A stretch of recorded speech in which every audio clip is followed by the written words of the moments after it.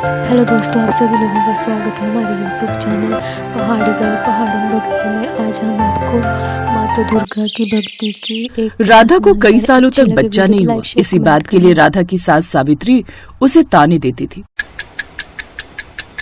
राधा माँ दुर्गा की परम भक्त थी। वो रोजाना ही माँ दुर्गा के मंदिर जाती और अपने लिए संतान मांगती। एक रात राधा को स्वप्न में माँ दुर्गा के दर्शन हुए।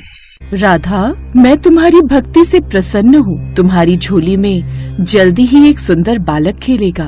इतना कहते ही माँ दुर्गा अंतर्ध्यान हो गई। राधा सपने की बात अपनी सास और पति को बताने लगी। उससे पहले ही सास ने राधा से ऐसा कुछ कह दिया जिस कारण राधा का दिल टूट गया। राधा, अपने माता पिता को बोल देना कि हम सुरेश की दूसरी शादी कर रहे हैं। तुम तो इस घर को चिराग दे नहीं सकती हो, इसलिए हमें तो दूसरा रास्ता अपनाना होगा। माँ जी, दुर्गा माता ने कल रात मुझे सपने में दर्शन दिए थे। उन्होंने मुझे कहा था कि बहुत जल्द मैं माँ बनने वाली हूँ और मेरी गोद में बच्चा खेलेगा। हाँ, इतने सालों में तो जैसे हमारे घर में बच्चों की लाइन लग गई हो। मुझे विश्वास नहीं है इन झूठे सपनों पर। पहले भी तुझे कई बार तेरी दुर्गा माँ ने सपने में दर्शन दिए हैं, पर अभी तक उन्होंने बच्चा तो दिया नहीं। पिछले कई महीने से तू मुझे ऐसा ही कह रही है कि तुझे माँ दुर्गा का सपना आता है। अरे सपना तो आ रहा है, सच कब होगा? माँ, इसकी बातों पर ध्यान मत दो। तुम मेरे लिए दूसरी लड़की देखना शुरू कर दो। मैं भी तंग आ गया हूँ। लोग बातें बनाते हैं कि शायद मैं ही बच्चा नहीं कर सकता, पर किसी को क्या पता कि कमी इसमें है। ये बांझ है। अचानक राधा बेहोश होकर गिर जाती है। कहानी अच्छी लगे तो कुछ देर बाद गांव के एक डॉक्टर ने राधा का चेकअप किया और सबको खुशखबरी दी। बधाई हो, आपकी बहू माँ बनने वाली है। क्या सचमुच हमारी बहू माँ बनने वाली है? ये तो बहुत खुशी की बात है डॉक्टर साहिबा। हम तो कब से इस दिन का इंतजार कर रहे थे। मैं भी मिठाई लेकर आता हूँ। माँ जी, मैंने आपको कहा था ना, माँ दुर्गा ने मुझे सपने में कहा है और देखिए मेरा सपना सच हो गया। हाँ बहू, तू सच कह रही थी। अब मुझे तुझसे कोई शिकायत नहीं है। बस अब जल्दी से इस घर में बच्चे का जन्म हो जाए तो ढेर सारी खुशियाँ आ जाएंगी। उस दिन से राधा की सास और पति ने उसका खूब ख्याल रखना शुरू कर दिया। इधर राधा बच्चे के आने की प्रतीक्षा कर रही थी। उधर माँ दुर्गा के चेहरे पर चिंता की लकीरें देखकर नारद मुनि उनसे इस चिंता का कारण पूछ रहे थे। हे जगदम्बा, आपके चेहरे पर चिंता की लकीरें कैसी? अब तो आपके आशीर्वाद से आपकी भक्त राधा माँ बनने वाली है। देवर्षि नारद, मेरी चिंता राधा के आने वाले बच्चे के लिए है। राधा के घर जिस बच्चे का जन्म हो रहा है, वो बच्चा अपने पिछले कर्मों के कारण एक पैर से विकलांग होगा। पर माता, आप तो ऐसी अनहोनी होने से रोक सकती हैं। देवर्षि नारद, पिछले जन्म के कुछ कर्म हमेशा हमारे साथ चलते हैं, इसलिए शुरू के 5 वर्ष तक इस बच्चे को अपने पिछले जन्म के कर्म काटने होंगे। उसके पश्चात ही मेरी कृपा से ये बच्चा फिर से ठीक होकर चलने लगेगा। राधा मेरी परम भक्त है। मैं जानती हूँ उसका आने वाला बच्चा भी इस जन्म में मेरा भक्त बनेगा और मेरी ममता से वो सभी कठिनाइयों से बचता रहेगा और फिर राधा के जीवन के सारे दुख दूर हो जाएंगे। बस राधा को मुझ पर पूर्ण विश्वास और संयम रखना होगा।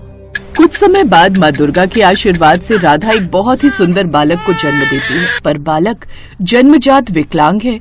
ये बात जब उसकी सास और पति को पता चलती है तो फिर से उनका व्यवहार खराब हो जाता है। हमारे तो भाग्य ही फूट गए। बताओ, इतने समय बाद औलाद हुई, वो भी अपाहिज। अरे तेरे लंगड़े बेटे का हम क्या करेंगे? मनहूस कहीं की। माँ, मैं तो कहता हूँ इसे इसके बेटे के साथ यहाँ से मायके भेज दो। मैं इस लंगड़े को बिल्कुल नहीं देख सकता। ऐसा मत कहो, अभी मेरे बच्चे को बड़ा तो होने दो। अभी तो इसे जन्म लिए हुए 4 दिन नहीं हुए और आप दोनों इस पर ऐसे जुल्म कर रहे हो। मैं अपने बेटे को पाल लूंगी, आप लोगों को कभी तंग नहीं करूंगी। मैं इसे पालने के लिए खुद मजदूरी करूंगी। जो करना है अपनी माँ के घर करना, हम इसे यहाँ नहीं रखेंगे। राधा की सास और पति ने उसे घर से निकाल दिया। राधा रोती हुई अपने बच्चे को लेकर मायके आ गई और उस दिन से राधा ने खुद से मजदूरी करना शुरू कर दिया। राधा ने अपने बेटे का नाम तिलक रखा। तिलक धीरे धीरे बड़ा होने लगा, पर वो चल नहीं पाता था। राधा उसे गोदी में उठाकर नहलाती, धुलाती, तैयार करती और माँ दुर्गा के मंदिर लेकर जाती। तिलक राधा के साथ मिलकर माँ दुर्गा की पूजा करता। तभी मंदिर के पुजारी बाबा उसके पास आए और उससे बोले, राधा बेटी, तुम कह रही थी ना वैष्णो देवी के लिए बस जाएगी, तो मैं तुम्हें बता दूं, अगले हफ्ते वैष्णो देवी यात्रा के लिए मुफ्त बस सेवा दी जा रही है। तुम चाहो तो वैष्णो माता की यात्रा पर जा सकती हो। तुम्हारा मन था ना तिलक को माता वैष्णो के दर्शन कराने का? हाँ पंडित जी, मन तो बहुत है तिलक को माँ दुर्गा के मंदिर वैष्णो धाम ले जाने का। वैसे इससे अच्छा मौका मिलेगा भी नहीं। मैं चली जाऊंगी पंडित जी, आप मेरे लिए बोल दो। राधा बहुत खुश थी। वो अपनी माँ के साथ बेटे तिलक को लेकर वैष्णो देवी की यात्रा पर जाती है। कटरा पहुँचने के बाद वो लोग वैष्णो देवी की चढ़ाई शुरू करते हैं। कुछ घंटे बाद राधा वैष्णो धाम पहुँचती है। राधा तिलक को वहीं एक बेंच पर बिठा देती है। माँ, आप तिलक का ध्यान रखो, मैं प्रसाद खरीद लूँ, फिर हम दर्शन को चलेंगे। ठीक है बिटिया, तू प्रसाद ले आ, तब तक मैं तिलक को देखती हूँ। राधा प्रसाद लेने के लिए चली जाती है। नानी माँ, मुझे बहुत प्यास लगी है, पानी पीना है। पानी पीना है बेटा, मैं सामने नल से लेकर आती हूँ। राधा की माँ तिलक के लिए पानी लेने चली जाती है, पर जब वो वापस आती है तो तिलक गायब था। राधा भी तिलक को ना पाकर घबरा गई। दोनों ने भवन पर इधर उधर तिलक को ढूंढना शुरू किया। सबसे पूछा पर कोई भी नहीं जानता था। कमेंट में बताना कि आगे किस माता की वीडियो। माँ, तिलक कहाँ गया? वो तो चल भी नहीं पाता है। हे माता रानी, मेरा बच्चा कहाँ है? अभी थोड़ी देर पहले ही तो मैं उसके लिए पानी लेने गई थी, कहीं कोई उठाकर तो नहीं ले गया। हे वैष्णो माता, तिलक की रक्षा करना। एक बार हम भवन के अंदर देखते हैं, कहीं तिलक भवन के अंदर तो नहीं है। राधा तिलक को भवन के अंदर ढूंढती है। तभी राधा और उसकी माँ की नजर भगवान के दरबार में चल रहे माँ दुर्गा के कीर्तन में जाती है। भक्त माँ दुर्गा के भजन गा रहे थे और एक छोटा सा बच्चा उन भजनों पर नृत्य कर रहा था। उसके गले में माँ दुर्गा की लाल चुन्नी थी। वो छोटा बच्चा कोई और नहीं बल्कि तिलक था। राधा और उसकी माँ की आंखों में आंसू आ जाते हैं। माँ दुर्गा के चमत्कार से तिलक के पैर ठीक हो गए थे। माँ दुर्गा ने जैसा नारद मुनि को कहा था, बिल्कुल वैसा ही हुआ। तिलक 5 वर्ष का हो चुका था। माँ दुर्गा ने वैष्णो यात्रा का फल दे दिया। राधा के बेटे तिलक के पैर ठीक कर दिए। हे देवी मैया, आपका लाख लाख शुक्र है। आपने अपने चमत्कार से मेरे बच्चे को ठीक कर दिया। मेरा तिलक खेलने कूदने लगा। आपकी जय हो दुर्गा मैया, आपकी सदा ही जय हो। राधा खुशी खुशी वैष्णो देवी की यात्रा करके वापस लौटती है। अब उसका बेटा तिलक बिल्कुल ठीक हो चुका था। सुरेश और उसकी माँ को जब ये बात पता चलती है कि तिलक चलने फिरने लगा है, तो वो राधा को वापस बुलाने के बारे में सोचते हैं, पर राधा उन्हें साफ मना कर देती है। शायद राधा का ये फैसला बिल्कुल सही था। दुख की घड़ी में उन दोनों ने उसका साथ नहीं दिया, उसे घर से निकाल दिया। इसलिए तिलक पर उनका कोई हक नहीं था। और लोगों को भी शेयर करना। माँ दुर्गा का नाम लेकर राधा अपने बेटे तिलक के साथ खुशी खुशी जीवन बिताने लगी। शिवपुर गांव में आदि और शालू अपने चाचा प्रीतम और चाची नर्मदा के साथ रहते थे। उन दोनों के माता पिता का देहांत रोड एक्सीडेंट में हो गया था। जहां प्रीतम बच्चों को बेहद प्यार करता था, तो वहीं नर्मदा उनके साथ बहुत बुरा बर्ताव करती थी। एक दिन शालू घर के बाहर अपनी सहेलियों के साथ खेल रही थी। तभी नर्मदा उसको आवाज लगाते हुए कहती है, अरे ओ शालू की बच्ची, कहाँ मर गई? अभी आई चाची। जब देखो तब खेलती रहती है। घर का काम क्या तेरा बाप करेगा? पर चाची, घर का सारा काम खत्म करके ही मैं खेलने गई थी। काम खत्म हो गया है तो रात के खाने की तैयारी कर ले, तेरे चाचा आते ही होंगे। तभी आदि वहाँ आ जाता है। क्यों रे, कहाँ घूम रहा था? कभी घर पर भी टिक जाया कर। चाची, मैं पास वाले दुर्गा माँ के मंदिर गया था। मंदिर जाने की क्या जरूरत थी? खेत पर ही चला जाता अपने चाचा का हाथ बटाने, उन्हें भी कुछ आराम मिल जाता। हाँ चाची, पहले खाना खा लूं, फिर चला जाऊंगा। पर खाना तो खत्म हो गया, अब रात को ही मिलेगा। आदि बिना कुछ खाए भूखा ही खेत पर जाने के लिए निकल जाता है। पर शालू को ये बात अच्छी नहीं लगती और वो अपनी चाची से कहती है, चाची, आपने आदि भैया से झूठ क्यों कहा? वो भूखा ही चला गया। तू जरा सी लड़की मुझे झूठी बता रही है। आने दे, तेरे चाचा को फिर बताती हूँ तुझे। फिर शाम को दोनों चाचा भतीजा घर वापस आते हैं। उनके आते ही नर्मदा उन दोनों के खिलाफ प्रीतम के कान भर देती है, जिससे वो उन दोनों को घर से बाहर निकाल देता है। रात को ठंड में दोनों सड़क पर चले जा रहे थे। तभी शालू कहती है, आदि भैया, अब हम क्या करेंगे? हम कहाँ जाएंगे? तू चिंता मत कर शालू, तुझे याद नहीं जब हम पर कोई भी मुसीबत पड़ती थी तो माँ क्या करती थी? मुझे तो कुछ भी याद नहीं भैया, मैं तो बहुत छोटी थी ना। आप ही बता दो, क्या कहती थी हमारी माँ? माँ हमेशा कहती थी कि माँ दुर्गा का सदा ध्यान करना चाहिए। उनकी पूजा करने वालों पर कभी कोई मुसीबत नहीं आती। चल, अब हम सीधा माँ दुर्गा के ही मंदिर चलते हैं। इतना कहकर दोनों बच्चे माँ दुर्गा के मंदिर चले जाते हैं और भूखे प्यासे रात को वहीं जमीन पर सो जाते हैं। अगले दिन सुबह जब पंडित मंदिर का दरवाजा खोलकर अंदर आते हैं, तो उन दोनों से पूछते हैं, अरे तुम लोग यहाँ कैसे आए? फिर वो दोनों अपनी सारी कहानी पंडित को बताते हैं। वो सब तो ठीक है बच्चों, पर कोई भी तुम्हें दोस्तों, मंदिर में रहने नहीं देगा। पंडित जी, हमें कुछ दिन यहाँ रहने दीजिए, फिर हम कोई ना कोई ठिकाना ढूंढ ही लेंगे। अगर तुम लोग चाहो तो मंदिर के पीछे मेरी कुटिया है, तुम कुछ दिन वहीं रह सकते हो।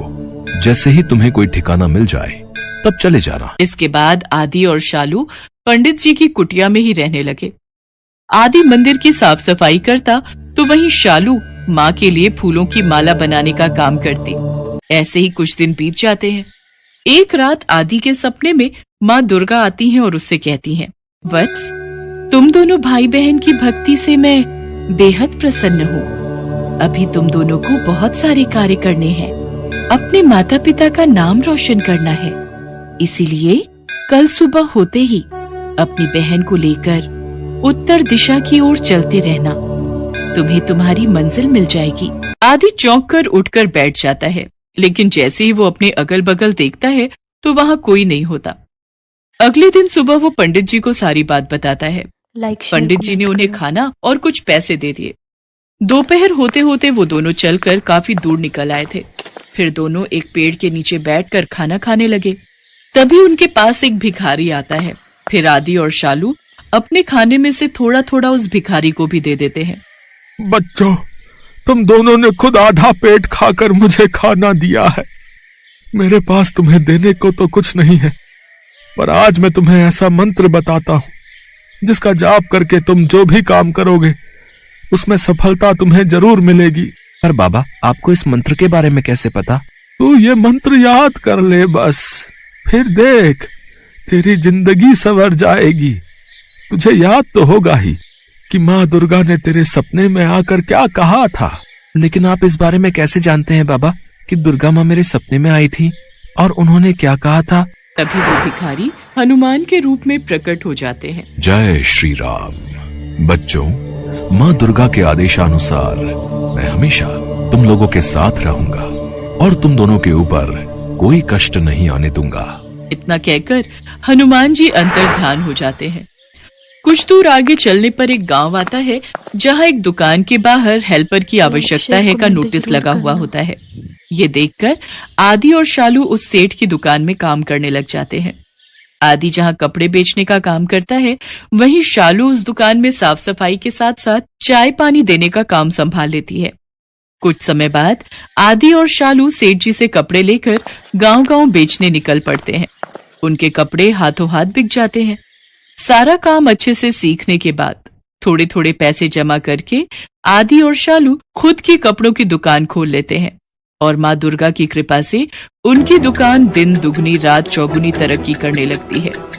दोनों भाई बहन की दुकान से होने वाली मोटी कमाई से एक बड़ा सा घर खरीद लेते हैं और उसके अंदर माँ दुर्गा का बहुत बड़ा मंदिर बनाते हैं। फिर वो दोनों सुबह शाम माँ दुर्गा की भक्ति करने लगते हैं और हर महीने माता के नाम के भंडारे करवाने लगते हैं। माँ दुर्गा का आशीर्वाद भी उन पर खूब बरसता है और देखते ही देखते वो दोनों उस गांव के सबसे धनी लोगों में शुमार हो जाते हैं। और हमारे चैनल को सब्सक्राइब